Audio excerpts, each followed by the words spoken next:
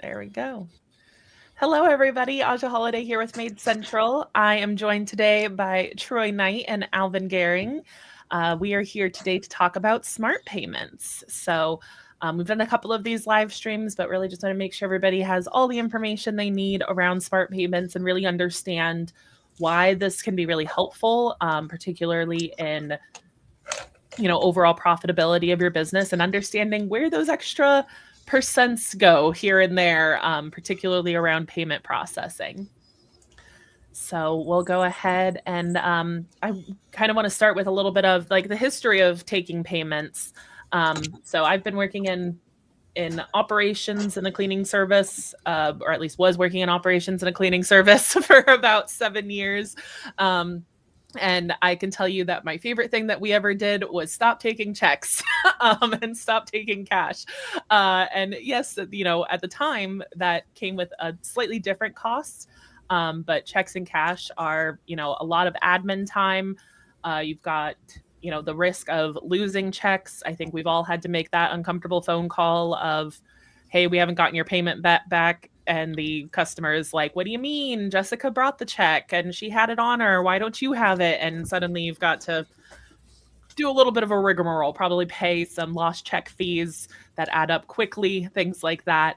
And then it also really just doesn't work with a remote workforce. As more people have started switching to solo technicians that are not coming to the office every day, that risk of loss of checks becomes exponentially higher when they're only coming to the office maybe once a week. And suddenly you've got 7 days from the time that they received a check to the time that it actually makes it to the office. And then, if you're transitioning everybody to credit card payments, which is usually, I think, the goal for most of us, there's extra cost of that too. It can be a manual process. If you're, hopefully if you're already on MaidCentral, it's not too manual of a process, but ultimately you're paying usually around 2.9% and 30 cents per transaction. That is a direct 3% reduction in overall profitability.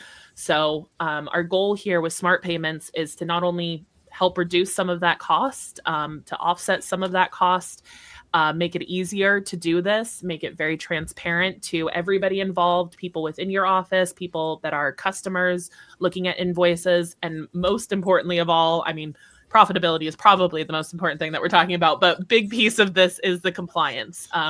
As more people have gotten interested in this type of process of passing credit card fees directly on to their customer base, they're finding funky ways to do it that are not always compliant with federal regulations or even the more stringent rules are at the state level. And if you want to talk about hits to profitability, any sort of legalities around this would be a massive hit on profitability. So we want to keep you guys in a way, doing this in a way that is fully compliant, transparent, and ultimately helping your bottom line here on that profitability. One thing, Aji, you mentioned too is going back to the days of checks, losing checks or checks getting found in the washing machine, after someone forgot to take it out of their pants pocket or something like that. But, then we've also got where a lot of companies now take so many different types of Venmo and, Zelle and all of these. And those come with a certain cost as well to the company, right? Because there's still additional transactions. And, I think the cool thing about if you can implement this credit card payment and then if you can implement the surcharge and pass those savings on, it really streamlines all of those different payment options there for you. So just a little bit about that. So while moving to credit cards, there is a fee associated with that, and many people are currently paying those fees. The surcharge does allow that fee to be added to that customer's invoice, so that when they pay that invoice, that surcharge, that additional fee is passed on to them. And that's pretty common nowadays. Several years ago, you almost never saw that, never heard of that. Now we see more and more of that happening in all industries. So you could even say we're a little late to the game in doing that. My those Poo search. Patrol people did it in May, so you know. Yeah, yeah. And a lot of times, you go pay this online. Well, if you pay by credit card, here's a fee. If you use your bank account information or ACH information for that bank to bank transfer, it's no fee gets applied there. So surcharging, like you said, it really can improve that profitability. When we talk about smart payments, so we're talking about more than just the surcharges or more than just that credit card fee. We're also talking about the ability to accept ACH payments, that bank to bank transfer, frictionless, and by doing that, the clients can avoid the surcharge if they pay through ACH. So instead of you as the company paying that 2.9%, if you start surcharging, that gets passed to the client if they choose to pay with that credit card. But they also have the option of paying ACH. And in paying ACH, then that surcharge does not apply because you talked about those regulations earlier. You cannot apply a surcharge to an ACH payment. So being able to do that is super important to I have stay. a piece on that compliance too that I meant to mention earlier is that a lot of the workarounds that people have for surcharging does not separate out debit cards versus credit cards, and that is incredibly important. We cannot surcharge debit cards, and if you're not doing that in a way that separates that out, you're building up the possibility, increasing that risk of legal issues around this too. Yeah, and that's one of the things too, like you said, with smart payments, because um, of MaidCentral and the process we have in place, you don't have to wonder, is this a debit card that's issued by Visa? Is this a credit card issued by Visa? We're going to know that. We're going to make sure that if the transaction can be applied with the surcharge, that we do that. And if it can't, we're going to make sure we don't apply that surcharge to keep you compliant. And all of this automatically happens, whenever you set up those uh, payment terms within MaidCentral and you select ACH payment or you select credit card or debit payments. It just happens in the background from there. We take care of all of that. So there's no additional steps. There's no manual processes that you're going to have to go through. And, so all of this sounds good, but then how do you actually do it? How do you implement it? That's always a question. So at the end, we've got some information just on how to do that, how to implement, how to handle the objections, the questions that might come out, a template that you can actually send to your clients to let them know what you're going to be doing as far as implementing those surcharges. So we've done this. We've seen a lot of other partners do this, and it really seems to be working well. And yeah, so no reason not to, really. Yeah, so we definitely automation. We get into why how easy it is and all that, but why does all of this matter? And we can't harp on this enough. And I'm going to go over compliance last again. You're going to hear Aja do it, Troy and me. We all talk about this compliance. You can't be doing debit cards. It can only be credit cards. We're also going to get into some of the issues with other workarounds as we get on later. The reason why we feel like this matters is many companies are losing 10% of their profit to these credit card fees. If you consider, you're a 10% margin business that goes into profit, and 3% of that 10% is going into, credit card fees, it can be upwards of 30%. We even see sometimes where if 10% of your revenue is profit, and then 3% of that 10%, that's 30% of your profit is just going right to paying these credit card fees. So what is the easy fix to that? It's going to be implementing smart payments where, again, as Troy stated, it's going to be automated. You're not really going to have to do any work. The processor is just going to know, is this a credit card? And it's going to apply that fee. It's fair as well. We're seeing it across many industries. Aja mentioned her dog cleaning service is doing it. When you go to restaurants, they're doing it. The big retail chains are doing it. If you go to Walmart, Target, and you pay with a credit card, you're getting hit with a fee there. my wife and I went out to dinner, this weekend. Sure enough, there's that credit card fee. We're really seeing it not just in service industries, but pretty much every industry everywhere now is kind of passing that fee down to their clients. It's just expected of the convenience of paying with a credit card these days.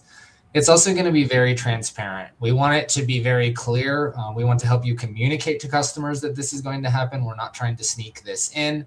We also want it to be very clear when they receive an invoice or they pay their bill that this isn't added on. And it's not, extra money for you. It's still paying the credit card fees. It's just kind of passing that fee on for the convenience of them paying a credit card. It's going to be super easy.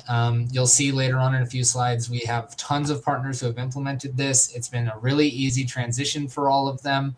We have some great reviews and great feedback from them as well. That just really not hard. We can get it done in a few weeks. We'll go over token transfer as well. It's also just very professional. Amongst it being transparent, that's part of professionality. We want it to be clear to our customers. But it's also just what big, large companies are doing. It's not, can't think of the word. It's not hidden in any way. It's really upfront, professional. And the phrasing we use, and when you see in the how-to guide, it's very much, we want to continue providing top-tier service. And in order to do so, we need to be able to pass these fees on. It's also going to be infinitely scalable with your company. However big you are, however small you are, however big you want to be, this is going to be able to be done. There's not thresholds that you need. And when you're 2, 3, 5 times bigger, this is going to be even more important. And you're going to see that in my next slide, that there's a lot of money, and it's not just change hidden in the couch cushion. There might be a safety deposit box hidden in your couch cushions, referring to your business, of credit card fees. I think 3% of your total revenue can be a massive amount. It's incredibly profitable. You're going to see as well some of the statistics of, how much is there, especially, for every $500,000 you're doing, there's thousands and thousands and thousands of dollars of extra profitability in there. And I'm going to wrap all the way back to the top, and compliance. Cannot stress enough how important compliance is going to be when we're doing this. And we're going to talk about doing it through rate modifiers and how we're unable to grab debit cards when we do that. It has to go through the processor to be compliant. There's even some states where you're not allowed to do the credit card surcharging. And you can get in a lot of trouble if you are doing it, kind of through back end means, and we don't want anybody to get in trouble. And I just want to say something like, while we're in December, just a couple of connection points here. So our December core KPI is operating expenses. Take a look at that replay on our website for sure, because we do talk directly about this in that operating expense conversation as well. But also in December, I was just thinking about what I've done in December in operations. And every December for years and years and years, we did a year in advance sale, where if somebody purchased a year in advance, they got a little bit of a discount. But this was our way of getting a whole bunch of cash real quick at the end of the year, and also applying it to, that year's fiscal year, essentially. But think about that right now. While we're kind of in holiday season, where we know we're going to lose probably at least 3 days of revenue because of being closed, how much of a difference 3% profit would make by, at the end of the year, over the entire year, if 3% of your top profit, or 30% of your overall profit, 3% of your revenue, was still available at this time of year. I don't think we would, not necessarily that we would need to do our rushes for cash flow or things like that, but this could add a whole bunch of stability of knowing that extra 3% gives, wiggle room, marketing dollars, more investment into the business. Just thinking of what profit means. This isn't, lining our owners' pockets or anything necessarily. It's usually money that we can put back into the business as benefits, as, things that are aligning everybody together. So just making a couple of connections there. What does 3% mean? What does it actually mean in the grand scheme of things? That is security, stability, flexibility, and overall, buying back into your business.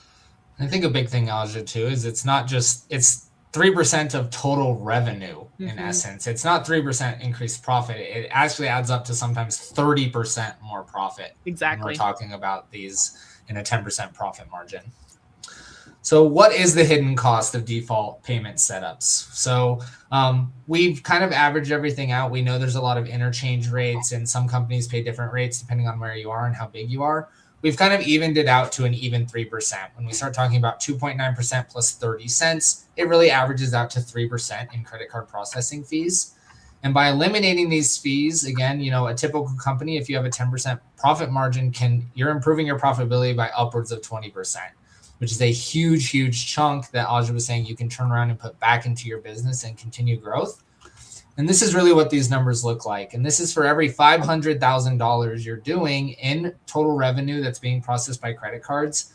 There is upwards of $10 to $10,800 sitting on the table or in the couch cushions just waiting for you if you pass that 3% fee down, where some people are going to move over to ACH and you're still eating that 1%. But hey, if we could get a 1% rate instead of a 3%, we're all taking that. It's kind of a no-brainer, so to speak, where, the smart payments where we're moving some people over to ACH, and you'll see a lot of people really don't move over to ACH. They'll just eat the credit card fee. It's kind of an extra $2-3 on top of what they're already paying there. Would you say that it's safe to like if somebody's trying to calculate out what their savings could be, like a 2% of their revenue would be a safe projection? Yeah. And you'll see in a later slide, on average, we're seeing it go from about 3% to about 0.91%. Some are seeing even more. We've had some partners report back that they're down to like the 0.6, 0.7 range. But yeah, we're definitely seeing, I think 2% is a safe. So take your total revenue, take 2% of that. That's what's sitting there in your couch cushions, so to speak, of your business that can then be turned around and put it back into, your technicians or whatever you may need in there. Like I just said, that extra cash flow can never hurt. So Troy, why don't you tell us a little bit about Castle Keeper's experience in implementing this? Yeah, so before we rolled this out to everyone, we tried it in Castle Keepers, and we implemented the credit card fees, the surcharging. We wanted to learn about the process, what some of the loopholes, what some of the questions, what some of the pushback, what were the actual results. So we've been doing this in Castle Keepers for probably 6 or 7 months now. We implemented it in our Charleston location. We implemented it in our Greenville location. And surprisingly, as a result, may not be the case with everyone, but in our 2 locations, we didn't lose any clients, 0 churn customers because of implementing smart payments. Everyone's a little fearful. I'm going to lose clients. Customers are going to walk away. They don't like it. They're going to get mad. We didn't find that to be the case. What we did find is that, in somewhere around 93 to 91% of our transactions were credit cards based on Greenville and Charleston, those branches respectively. ACH came out to be about 7 to 9% of our transactions. So we did have some move from credit card to ACH payments, but it wasn't a huge amount. Over 90% of our transactions are still on credit cards. So after implementing smart payments, we found that, our cost was around 0.86 to 0.96 in Greenville. So kind of in that 9% range, almost up to 1% in Greenville we were seeing. So we didn't lose a lot of clients. We saw a lot of our customers kept that credit card payment. And that's because of how we went about implementing it. We gave them options. We didn't force anyone to actually accept that surcharge. We gave them the option of debit cards. We gave them the option of ACH payments. And when you give people options and they can make a decision, I think that gives them the power they need and not feel like something's being forced on us. And why we've seen in Castle Keepers and in others such a low churn rate when implementing smart payments. Yeah. Now that we've had time to implement it past Castle Keepers, I kind of want to give you guys some numbers of what I've been seeing. I've met with a lot of companies. I've helped implement a lot. We are going to give you the resources needed to where you can book a call with me, and I would love to kind of go over one-on-one with anyone where we can do this. And now heading into December, we have over 30 companies using smart payments across MaidCentral now. So we've seen a huge adaptation to it over the last 3 months. We're actually only about 2.5 months in from really kind of opening smart payments to everyone. The average company reports going from around that 2.9% in fees all the way down to 0.9 on average. So Aja, you're right there with that 2%. If you really want to calculate what is there, just take your total revenue that is being done by credit cards, right? If you're accepting cash, check, those, you're not going to get back on those. There's a lot there, 2% of your total revenue for there. Across all 30 companies, and I've been, keeping a close watch. I've checked in with everyone. I've only had 5 reported churned customers across all 30 of those companies. So only about 16% of companies report one churned client. And that's 5 companies have had one churned client. And I will say it's usually going to be people who are maybe on a fixed income, people who aren't understanding, people who are unwilling to go to ACH. But we can really use that kind of debit card option in our back pocket. Like Troy said, giving them options is always going to be the way to go. They don't have to take that credit card fee. They can pay by ACH. They can pay by debit card. And then through the compliance, we're not putting the fee on those because it's not compliant to do so. So we just want to give them options. And oftentimes when we talk about the churned partners, they were maybe going to churn anyway. It's not the credit card fee. Maybe that was kind of the straw that broke the camel's back, but they were maybe on their way out a little bit too. Like I was thinking about trying to think of, how would I see the customers? I was like, I would hear from this lady and this guy, and I think that is it. And they are already the squeaky wheels. Yeah. And really, the big thing I want to talk about and what I've heard is it's really quick. It's quick. It's easy to implement this. It takes minimal to no admin time. We can get, set up with the appropriate resources and team to where the biggest overtaking is going to be sending out an email, which we all know is going to be super easy in MaidCentral. We can just blast everyone all at the same time. We can do text if we want to. We already have all the call objection handling, all of that down for you. Frequently asked questions. You don't have to build any of these guides. Easy to train your staff, which we all love, right? If we're making more, we're going to be making more by doing less in essence. So, the big MaidCentral motto that we always love. So that's really other people's experiences. I would also kind of, if you're interested, there's a lot of good feedback we've gotten on Facebook as well. If you're in part of our Facebook groups, if you're not, be sure to join those. You can really connect with other partners and the MaidCentral team through there and ask questions there as well. All right, compliance. I really want to get into the compliance, and I'm really going to harp on this because it is really, really important that we want you guys to be compliant and we want you guys to be implementing this the right way. As an example, Maine, Connecticut, Massachusetts, if you're in one of those states and you're really excited about this, unfortunately, it's not legal in your state. Your local government has said you're not allowed to pass this down to your consumer.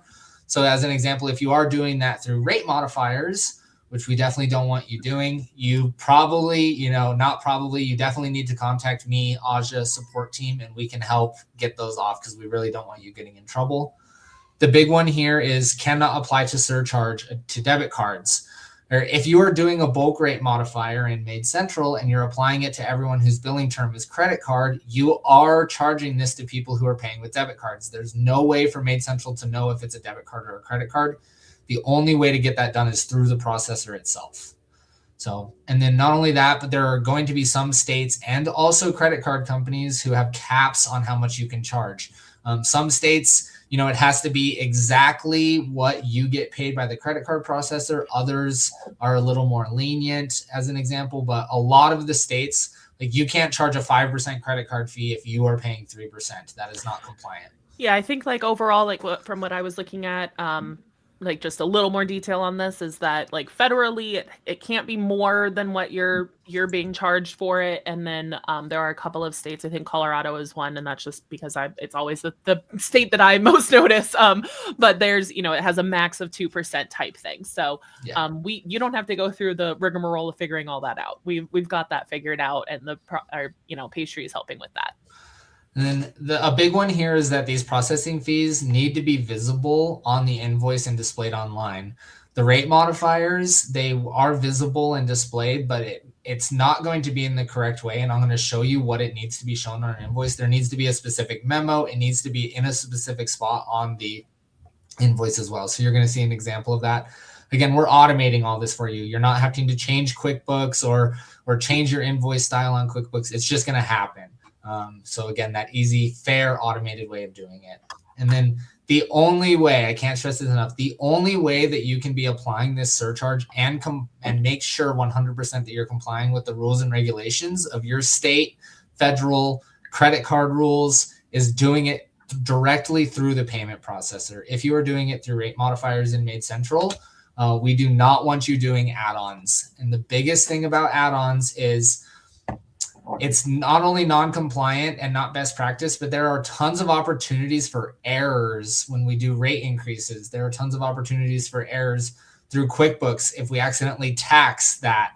So we're adding a charge and then we're taxing that charge. It's just can get really messy. Yes. Added level of that in MaidCentral, we can only do it off of the base rate. So if you do a lot of fridge services, oven services, decluttering, just other add-on services, that surcharge is not being being calculated off of the total bill rate. With this process, no matter what, it's based off of the total bill rate. So not only is this like not following the rules and definitely in many cases not compliant, you're also leaving lots of money on the table by doing it this way too, because it's not applying to the entire bill rate.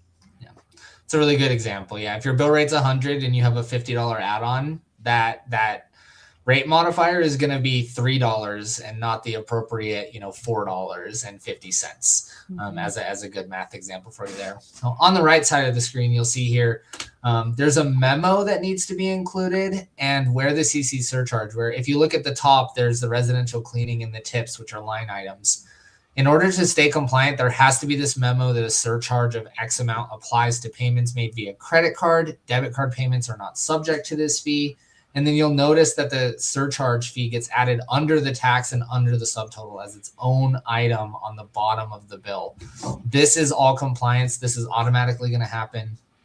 And these things all these little things can add up to where, yeah, I'm doing it through a rate modifier, but then your invoice isn't right. And maybe you're charging too much, or maybe you're not charging enough. And all of this kind of adds up to just don't do rate modifiers. We do not suggest you do rate modifiers. If you are doing it through rate modifier or bulk rate modification, please, we're going to throw up some contact information at the end. Please contact me. I would love to get everything fixed for you and make sure you're in compliance.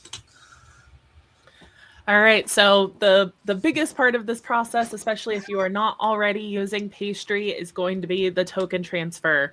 And that is it's a process. I've done it a couple of times. it's a process. So while there's not a lot of admin to actually get the surcharging put in place, the token transfer usually has a fee associated with it. And essentially what this is getting all of your credit card tokens, or essentially the data behind the credit card, the number, expiration date, billing information, all of that in a encrypted format into a new processor. And usually that comes with a cost. So we are working to cover that token transfer cost for you guys. We've extended this through the end of the year, so expiring December 31st. So if you haven't made the switch to Pastry yet, and this is your reason to do it, and you want to be able to start doing smart payments as quickly as possible, we'll want to start with a token transfer, and we are going to help you not have to worry about any additional costs associated with this transition. So now's the time to do it.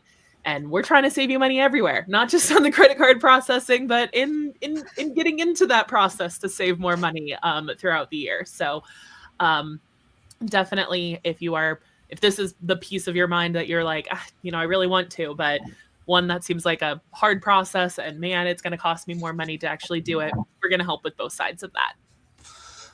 A big thing I want to throw in here too for, anyone listening and watching this is there is a timeline we have to get it on. So if you're thinking and you're watching this and saying, I really want to start this on January 1st, do not wait. We need to have everything in and start going. Token transfers typically happen twice a month. from authorized, from Stripe, from those payment processors. So don't wait. Sooner rather than later. We're going to give you plenty of resources as well to get a hold of us, and I can help you with this process. And we're also starting, correct me if I'm wrong, but we're also start the surcharge process on a fixed schedule as well, to make sure that your bill, like what that surcharging is paying, is clean, so that it's all in the same process. So we have a scheduled timeline for when you can actually start surcharging. So the faster you start this part of the process, if you're not already on pastry, the earlier we're going to be able to get started. Otherwise, we might have to wait another month. So just to kind of put that in your mind as well, if you have a date in mind that you want to get started, really the date in mind is a month before that we want to make sure we're starting this part of the process. Surcharging is always going to be started on the first of a month. So if you miss January 1st, your next window is February 1st. And we of course want you in on January 1st, because as I just said, at the end of the year, that 12 months is going to capture all that extra profit for you. The faster you do it, the faster you're saving. Yeah, exactly. All right. So next steps offer. Aja, do you want to go over this, or Troy? Yeah. So, we've kind of explained some of the why behind it. You can save those processing fees. You can, unlock, as you mentioned earlier, Alvin, 20% or more in additional profit through credit card transactions. We do have a smart payments guide that you can go and download. You just go to maidcentral.com/smart-payments-guide. You can download it there. You also can email Alvin or myself, Alvin at MaidCentral, Troy at MaidCentral. Would be more than happy to meet with you, explain it, answer your questions. So just reach out to us. Let us know you're interested. We'll be able to help walk you through those next steps, and also download that Smart Payments Guide as well. It's going to have the template that you can send the emails out. It's going to include questions, FAQs, really equip your staff to be able to answer those questions and get it implemented in a way that is easy and frictionless, really. So reach out to us. We'll be glad to help you, answer your questions, and get you started so that you can begin surcharging in the new year. And then there's also going to be another resource available when you do go to this Smart Payments Guide. You're going to be able to book a meeting. This is a very short 15-minute meeting. It'll book directly with me. I'd love to talk to you about, how we can implement this. If you have more questions, please go book a meeting here at Smart Payments Guide. If you don't have MaidCentral and are interested, please book a demo, maidcentral.com, /demo. Troy or I would love to talk to you about getting on the product. And as he was talking about with the Smart Payments Guide, we're just going to lay everything out for you. Very simple, very easy when it comes to just making sure that, all of your call objection handling, the template, we've already got templates built out for you. What are some of those frequently asked questions? We want this to be an easy process for you. We want you to be able to have more profit and be able to turn that around and grow your businesses. And we're always here to help answer any questions you have. So please do not hesitate to book a meeting, email me or Troy, and we're here for you to answer any questions you have. All right. I think that's everything that we have here. Our next live stream event is actually another one of our webinars, and that is our PCI webinar next Thursday, the 18th.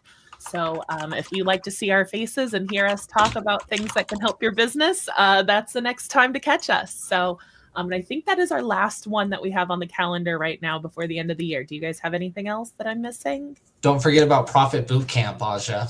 Absolutely. Yes. Profit Bootcamp. Signups are filling. I had a couple of meetings today that people have signed up or are planning on signing up for. So definitely grab your spot for that. The Profit Bootcamp is a 12-week class. One class a week starting on January 21st.